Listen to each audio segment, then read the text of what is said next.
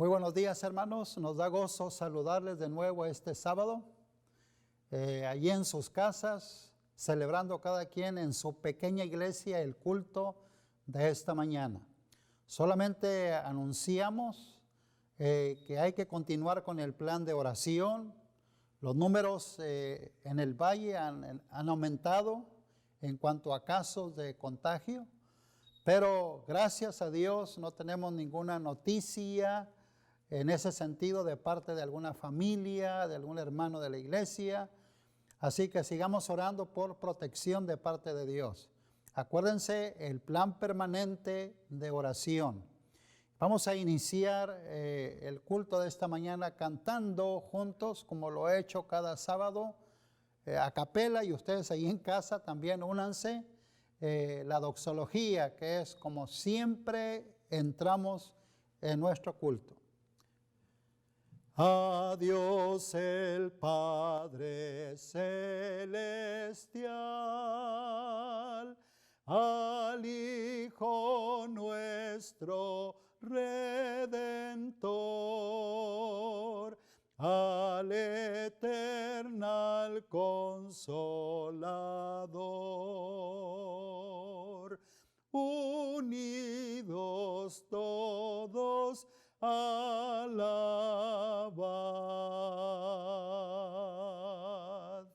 Amén.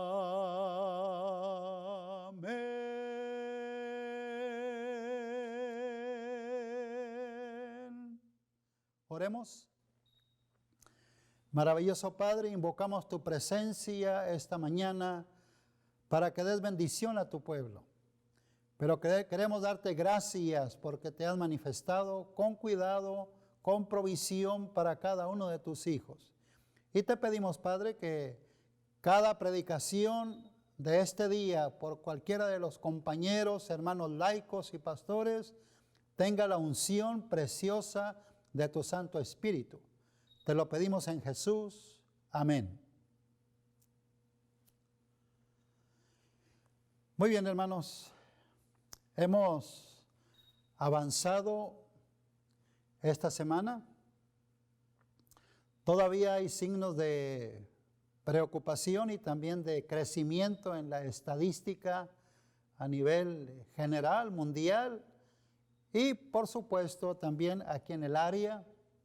Pero qué bueno agradecer a Dios, porque hasta donde somos enterados, ya sea vía telefónica o por internet, por Facebook o como sea, gracias a Dios no tenemos el reporte de ni un solo caso de alguien que de la familia de nuestra iglesia se haya contagiado con este virus. Así que esto es como para darle gracias a Dios por su cuidado. ¿Cuántos dicen amén? Alabado sea el Señor por ello. Y vamos a entrar en la reflexión de esta hora. Vamos a usar la Biblia con cierta frecuencia. Tengan su Biblia lista allí. Queremos ocuparnos esta mañana en lo que sería, en lo que es y será siempre el centro de la salvación y de la esperanza para cada uno de nosotros. Y digo sería porque si alguien no acepta esta verdad, si alguien no invoca de esa manera el nombre del Señor, si alguien no cree de todo corazón, simplemente no sería y no será salvo. Voy a tratar de irme en una especie de secuencia de algunos eventos preliminares que finalmente llevan al Calvario, llevan a la cruz misma. Para eso quiero animarlos a buscar en sus Biblias, en San Mateo capítulo 16 y el versículo 21. San Mateo 16, 21. Si quieren buscarlo, háganlo en este momento. Mateo 16, 21.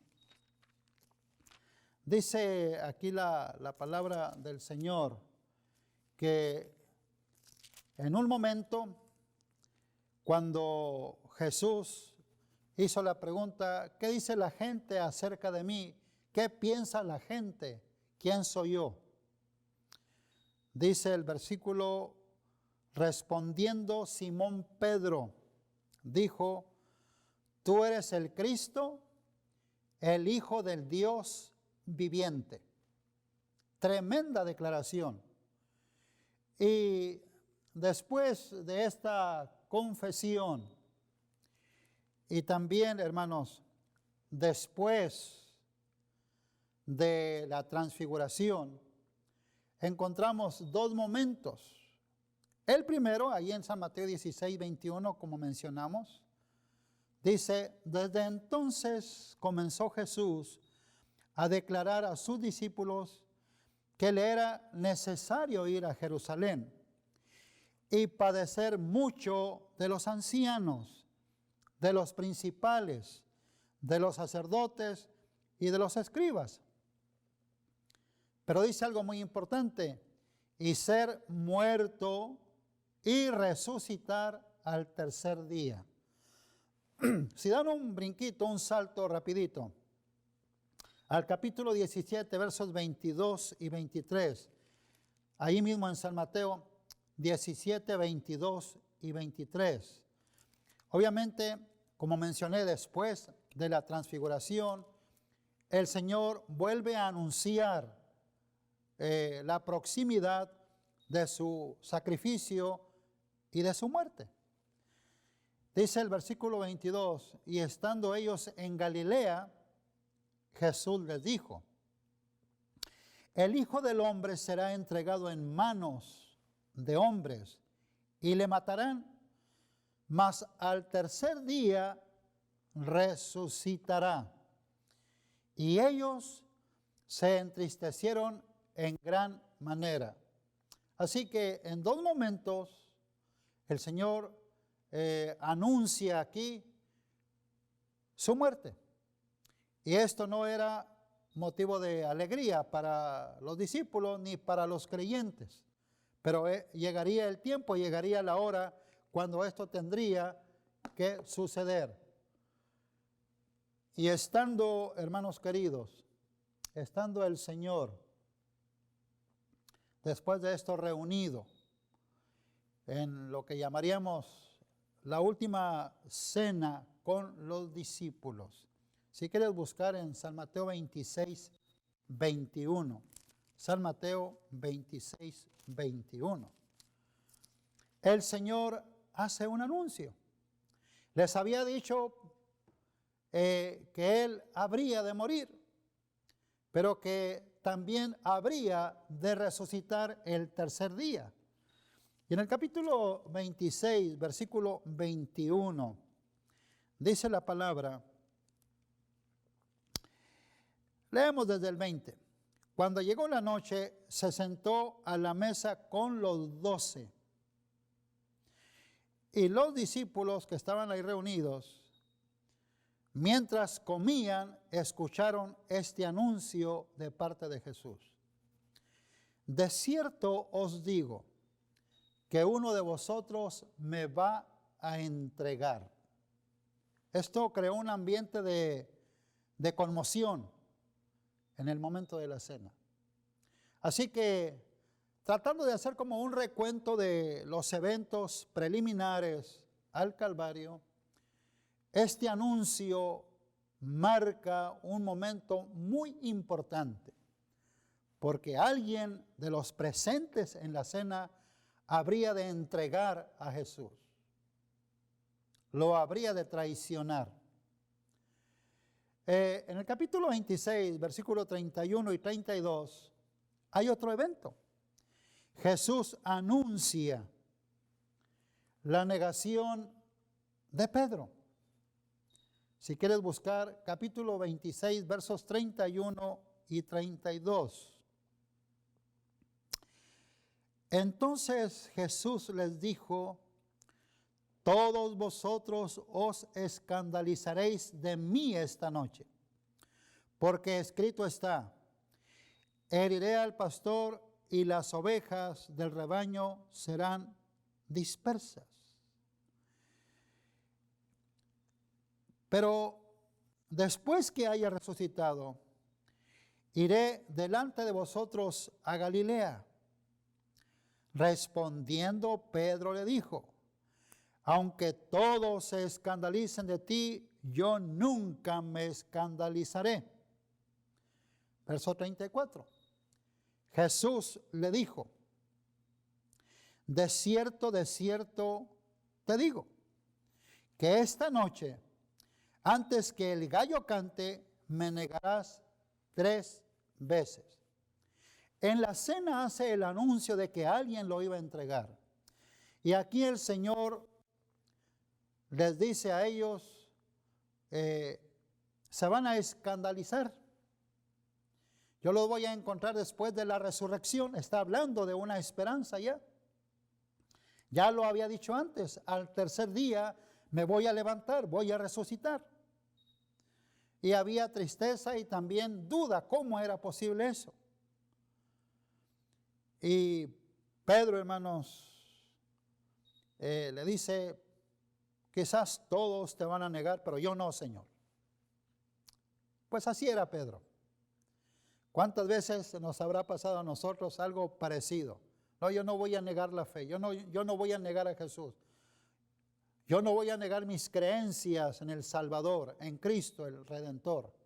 Y de pronto, ante una situación, alguna presión social o una presión familiar, una circunstancia, fácilmente negamos que haya alguna relación que tenemos con Cristo Jesús.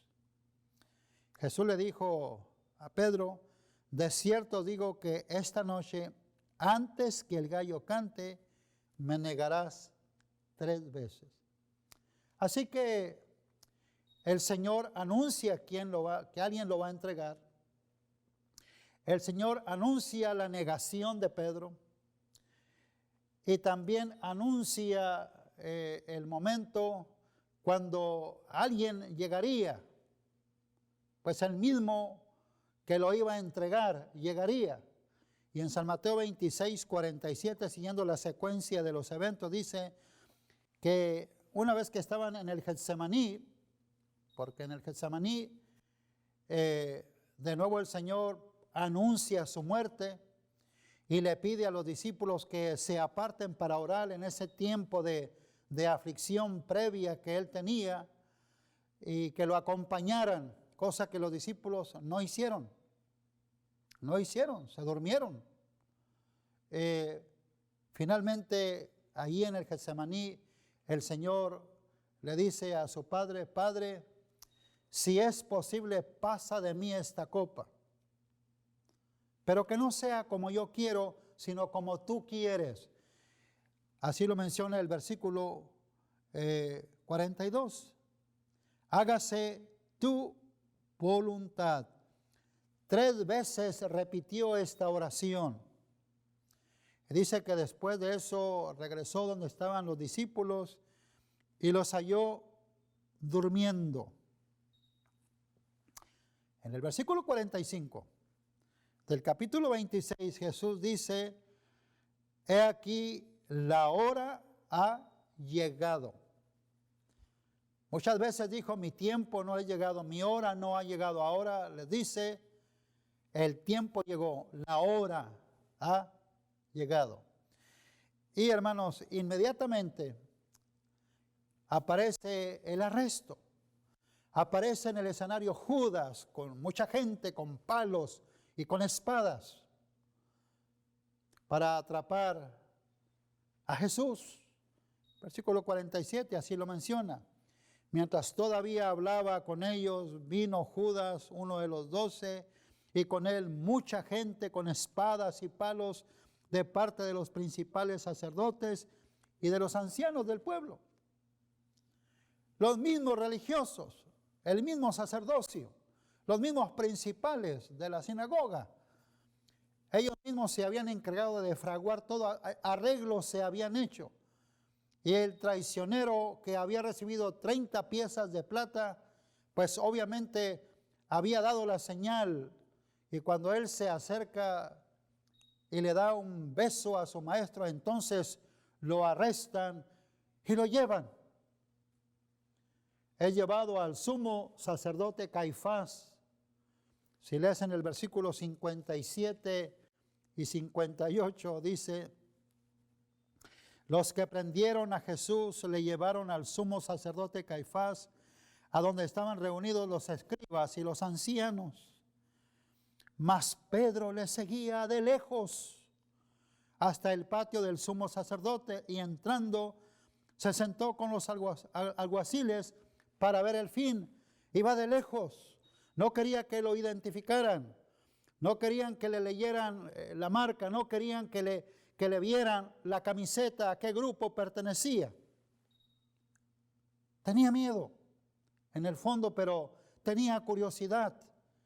Y de lejos, dice, seguía a Jesús para ver en qué iba a parar todo esto. El resto de la historia, en esta parte, cuando es llevado ante el concilio, dice que buscaban los principales y los sacerdotes la manera de crear algún falso testimonio para entregarlo a muerte. Pero no hallaron. Es que no había culpa en Jesús. Es que Él era inocente, vida perfecta, santa, de servicio, ministerio de amor, prodigando compasión y misericordia. Pero había envidia, habían celos en el sacerdocio y estaban buscando la forma de entramparlo, de acusarlo. Y mientras estaba en el concilio, en un proceso de acusación, el Señor Jesús, en silencio, reflejaba una gallardía, una dignidad de rey que siempre mantuvo hasta el Calvario. Hermanos, es que la palabra y el anuncio mesiánico del profeta Isaías decía: como cordero fue llevado al matadero, enmudeció y no abrió su boca. Queridos, no encontraban de qué acusarlo. Dice el versículo 63 del mismo capítulo 26, mas Jesús callaba. Se puso nervioso el sumo sacerdote, ya molesto, y le dice: te conjuro por el Dios viviente, que nos digas si eres tú el Cristo, el Hijo de Dios. Y Jesús le dijo: tú lo has dicho. Hermanos, el sumo sacerdote en su enojo, dice, rasgó sus vestiduras y dijo: ha blasfemado, lo han oído, ha blasfemado. De ahí en adelante, hermanos, el escenario se torna más difícil y más triste, porque le escupieron el rostro, porque le dieron de puñetazos, porque lo abofetearon. Y entonces, parte de este escenario que está presenciando a la distancia, disimulado, Pedro, lo lleva a la negación porque alguien lo descubre. Pedro niega a Jesús.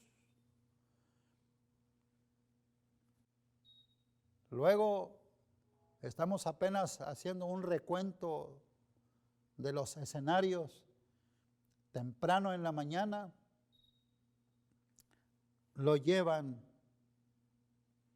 ante Pilato. Váyanse al capítulo 27, versículo 1 de San Mateo. Venida la mañana, todos los principales sacerdotes y los ancianos del pueblo entraron en consejo contra Jesús para entregarle a muerte, fraguando, buscando la manera de entregarlo a muerte. Se ve el odio, se ve el celo, se ve la envidia, el mismo enemigo, el mismo Satanás trabajando en la mente y el corazón del pueblo de Dios, del sacerdocio mismo. Y le llevaron atado y lo entregaron a Poncio Pilato, el gobernador. Poncio Pilato, hermanos, el gobernador, estaba molesto, porque lo despertaron muy temprano para llevarle una situación. La esposa le había dicho: ten cuidado, no tengas nada que ver con ese hombre, es inocente. Lo despiertan y molesto atiende a la gente que lo está acusando. Ahí está la multitud. Ahí están los demonios mismos en la mente y el corazón de esa muchedumbre. Pilato sabía que Jesús no era culpable. Pilato sabía que no era digno de muerte, que no era digno no solo de muerte, sino de ningún castigo, que Jesús era inocente. Quería de alguna manera Pilato librarlo. ¿Qué hacer? ¿Qué hago? La multitud presionándolo, los sacerdotes presionándolo, los principales presionándolo. ¿Ha blasfemado? Hermanos, Pilato buscó alguna forma honorable, repito, Pilato buscó alguna forma honorable de liberar a Jesús. Y entonces dice, porque sabía, versículo 18 del capítulo 27, que por envidia le habían entregado, por envidia le habían entregado. Y estando él sentado en el tribunal, su mujer le mandó decir: no tengas nada que ver con ese justo. Pero los principales sacerdotes y los ancianos persuadieron a la multitud que pidiese a Barrabás y que Jesús fuese muerto. Porque Pilato, buscando alguna salida ante la presión, les había planteado la pregunta: ¿a quién quieren que suelte? ¿A Barrabás?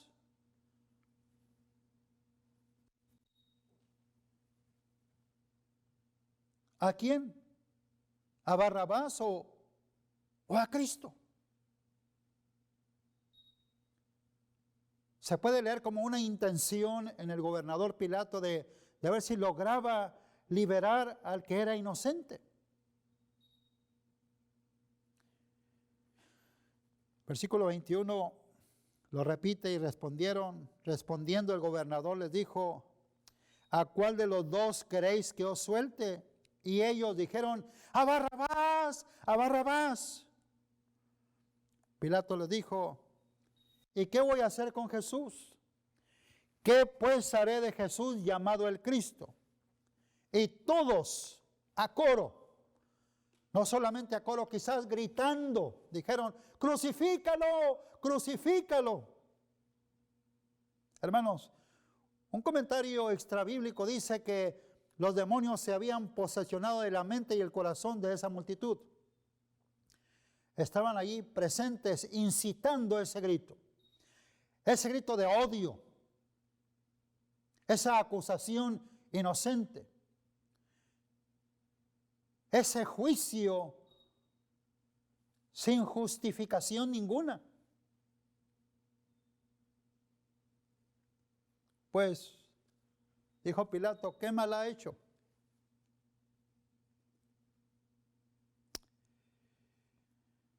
Y fue allí, hermanos, donde el pueblo de Israel selló su sentencia. Fue allí en ese momento crucial donde el pueblo hizo su elección, una elección satánica, diabólica y equivocada. Si lees el versículo 25, cuando Pilato se dio cuenta que había más alboroto, estaba encendida la muchedumbre, estaba el enemigo, el diablo encendido ahí presente, dice que como no adelantaba nada, él dijo: yo soy inocente de la sangre de este justo. Allá vosotros. Y respondiendo todo el pueblo dijo: su sangre sea sobre nosotros y sobre nuestros hijos. Ahí se selló, hermanos, la sentencia de muerte para ellos mismos. La elección equivocada. Leo un pensamiento de un libro titulado El deseo de todas las gentes, que dice, página 687 y 688, no tendría otro rey sino a César. El pueblo de Dios no tendría otro rey sino a César. A esto habían conducido al pueblo los sacerdotes y los maestros. Eran responsables de esto y de los temibles resultados que siguieron. El pecado de una nación y su ruina se debieron a sus dirigentes religiosos. Me pregunto, hermanos queridos, ¿no será que hoy día en muchas naciones del mundo, donde no se busca a Dios de corazón, donde no se alaba el nombre del Señor, donde no es exaltada la palabra, donde no es exaltada la cruz, donde no es exaltado Cristo mismo, esté pasando eso mismo?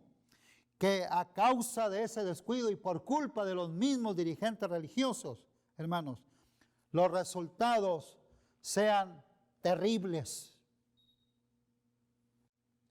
Cuando Pilato se declaró inocente de la sangre de Cristo, Caifás contestó desafiante, su sangre sea sobre nosotros y sobre nuestros hijos.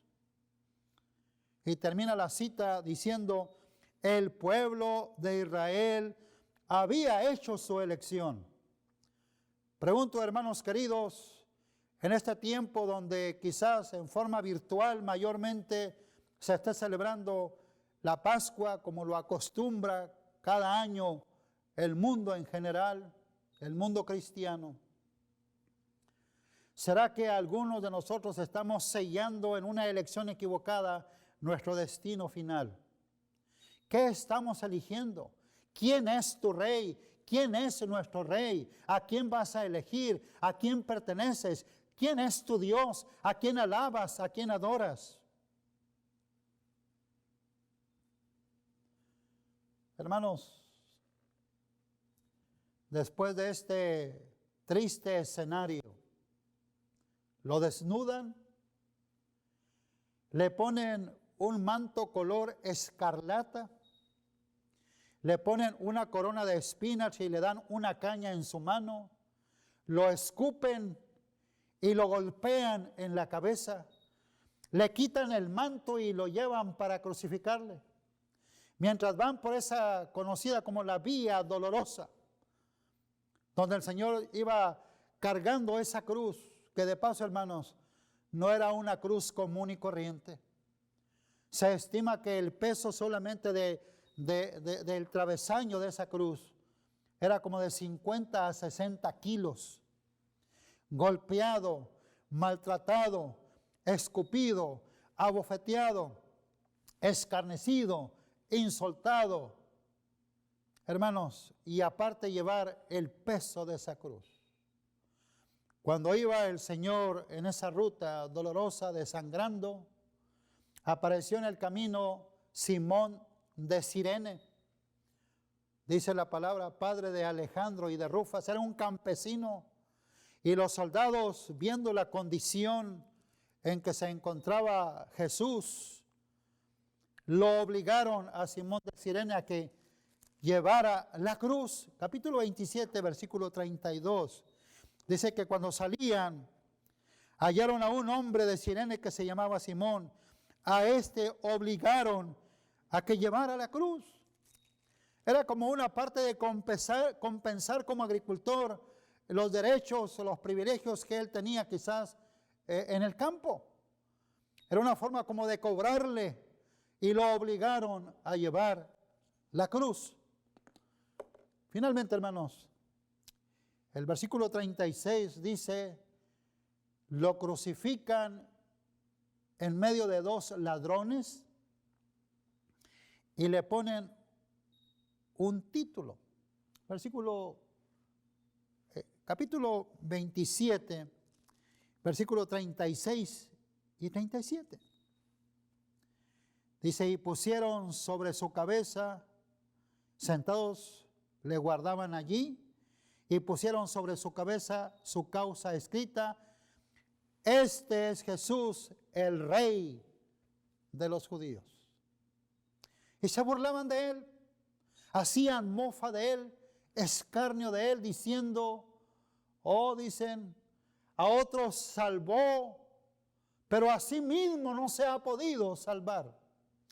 Y se escuchaba ahí el clamor del maestro diciendo, colgado en la cruz, Eloí, Eloí, lama sabactani, Dios mío, ¿por qué me has abandonado? Quiero que vayas conmigo al versículo 52 y 53, donde dice, desde el 50, capítulo 27, mas Jesús, habiendo otra vez clamado a gran voz, entregó el Espíritu. Y aquí el velo del templo se rasgó en dos de arriba a abajo, y la tierra tembló, y las rocas se partieron, y se abrieron los sepulcros, y muchos cuerpos de santos que habían dormido se levantaron. Y saliendo de los sepulcros, después de la resurrección de él, vinieron a la santa ciudad y aparecieron a muchos. ¿Qué escenario, hermanos? El Señor había dejado muchas señales claras de que Él era el Verbo encarnado. Y el profeta Isaías había preguntado, ¿quién ha creído a nuestro anuncio y sobre quién se ha manifestado el brazo de Jehová? Pregunto, hermanos, ahora después del Calvario, al mirar la historia, al mirar estos escenarios, al ver al Jesús maltratado, vituperado, pisoteado, golpeado y escupido, coronado con espinas y sangrando, ¿cuál es tu elección? ¿A quién vas a elegir? ¿A quién vas a ir? ¿Cuál es tu rey? ¿Quién es tu rey?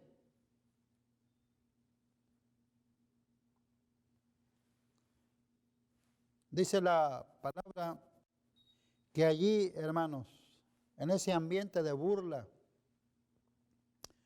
una vez que el Señor había entregado el Espíritu, en ese ambiente el centurión y los que estaban con él guardando a Jesús, visto el terremoto y las cosas que habían sido hechas, temieron en gran manera y dijeron, verdaderamente, este era el Hijo de Dios. Ahí estaban las mujeres, María Magdalena, María la madre de Jacobo, Salomé, María la madre de Jesús, otras mujeres, ahí estaban, quien piadosamente habían seguido este escenario tan difícil de maltrato y dolor para su maestro. José de Arimatea fue y pidió a Pilato el cuerpo de Jesús para sepultarlo. Y fue y compró un lino fino para envolver el cuerpo de Jesús. Y le regaló a Jesús una tumba nueva. Y en esa tumba, hermanos, pusieron una piedra. Y José de Arimatea manifestó su creencia. Había seguido por mucho tiempo en forma secreta a Jesús. Y ahí reveló su fe y su creencia en el Mesías. Él sabía que Cristo era el Mesías verdadero. Él sabía que Cristo era ciertamente el Hijo de Dios. Así que ponen una piedra en el sepulcro, le ponen el sello romano para asegurarse que nadie vaya a robar el cuerpo de Jesús. Además dejan una guardia cuidando allí el sepulcro. La última parte de la reflexión, hermanos, es la parte más bella de este mensaje esta mañana. Lo que hemos mencionado hasta hoy es apenas un recuento y casi de cada escenario habría contenido para un mensaje poderoso, donde siempre se va a revelar el amor y la paciencia del Señor. Y la última parte, capítulo 28, es lo más glorioso. Dice que pasado el día de reposo, al amanecer el primer día de la semana, versículo 1, vinieron María Magdalena y la otra María a ver el sepulcro, y de nuevo hubo un gran terremoto porque un ángel del Señor descendiendo del cielo y llegando removió la piedra y se sentó sobre ella. Su aspecto era como un relámpago y su vestido blanco como la nieve. Y de miedo de él, los guardias temblaron y se quedaron como muertos. Mas el ángel respondiendo dijo a las mujeres: no temáis vosotras, porque yo sé que buscáis a Jesús, el que fue crucificado. Y aquí está lo que yo llamaría la garantía de nuestra salvación. Aquí está lo que yo llamaría el sello, la seguridad de que tú y yo podemos tener vida eterna. Jesús había declarado: yo soy la resurrección y la vida. El que cree en mí, aunque esté muerto, vivirá. Porque el ángel dijo a las mujeres: pues no está aquí, pues ha resucitado, como dijo. Venid, ved el lugar donde fue puesto. E id pronto y díganle a los discípulos que ha resucitado de los muertos. Entonces, versículo 8, ellas saliendo del sepulcro con temor y con gozo, fueron corriendo a dar las nuevas a los discípulos. Y mientras iban a dar las nuevas a los discípulos, he aquí que Jesús les salió al encuentro diciendo: salve, salve. Y ellas acercándose abrazaron sus pies y le adoraron. Y entonces Jesús les dijo: no temáis, id, dad las nuevas a mis hermanos, para que vayan a Galilea y allí me verán. Querida iglesia, queridos hermanos, no es hora de estar atemorizados. Hay una historia muy sencilla de un clérigo en Brasil, en un pueblo llamado Tumbao. Este clérigo hizo muchos milagros, dice la historia. Y cuando él muere lo sepultan, lo ponen en un féretro de vidrio. Y fue, quizás todavía, objeto de adoración de la gente. Y la gente llevaba, cuando él muere, llevaba muchas ofrendas y lograron hacer un enorme templo en ese lugar. Pero ¿saben un asunto, hermanos? Este clérigo está en la tumba. Los budistas adoran a Buda, pero está en la tumba. Los confucianistas adoran a Confucio, pero sigue en la tumba. Los faraones de Egipto, momificados, están en la tumba. Pero tú y yo pertenecemos a una fe diferente. El cristianismo es la religión, la creencia, la fe de aquellos que saben que Jesús no se quedó en la tumba, que Él resucitó, que Él se levantó glorioso. Me encanta cuando el Señor aparece a las mujeres y le dice: salve. Hermanos, gracias a la resurrección del Señor, aquel domingo en la mañana, hay una esperanza segura para cada uno de nosotros. No debe haber ningún temor, ninguna tristeza.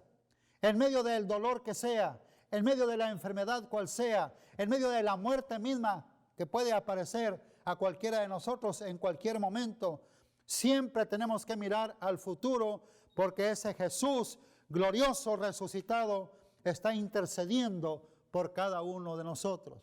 Hay un pensamiento que viene a mi mente que dice: Cristo muerto por nuestros pecados, Cristo resucitado de los muertos, Cristo ascendido al cielo, Cristo próximo a venir, es la gran esperanza, es la gran verdad en torno a la cual se deben reunir todas las verdades del Evangelio. Hermanos, por eso Pablo, mucho tiempo después de la resurrección, dijo: si Jesús no resucitó, vana es la fe y vana es la esperanza. Pero hizo una declaración sensacional, y todo 1 Corintios capítulo 15 da testimonio de la resurrección, del aparecimiento de Cristo después de la muerte. Y Pablo dice: mas ahora Cristo ha resucitado, primicia de los que durmieron es hecho. Yo quiero animarlos en el mensaje de este día para que tú y yo mantengamos viva la esperanza, porque la garantía está hecha. Cristo vive, Cristo se levantó, y gracias a Él hay perdón, gracias a Él hay justificación, gracias a Él hay misericordia, hay gracia, hay esperanza de inmortalidad, hay esperanza de vida eterna, hay esperanza de que este cuerpo corruptible sea finalmente transformado en incorruptible para la gloria del Señor. Que Él nos bendiga, hermanos, y que tengamos un lindo sábado lleno de fe y lleno de esperanza. Ocupa tiempo en leer Mateo o las últimas escenas de la vida de Jesús. Ojalá, dice la pluma inspirada, media hora meditando, pero quédate no en la sombra de la cruz, sino en la gloria de la resurrección. Es mi deseo en su nombre. Amén. Vamos a orar. Maravilloso Padre, gracias porque pertenecemos a una fe religiosa que tiene a su Dios vivo. Cristo vive, Cristo se levantó y es nuestra esperanza. Permite que no perdamos de vista esta dimensión de eternidad. Guarda a cada uno de mis hermanos. Si alguno está por ahí titubeando en su fe, afírmalo de nuevo en la esperanza, que ninguno de nosotros siga caminando a la sombra de la cruz, sino que caminemos cada día en la gloria preciosa de la resurrección. Bendícenos en ese propósito, aumentanos la fe en tu palabra, te lo pedimos en Cristo Jesús. Amén. Feliz sábado, hermanos.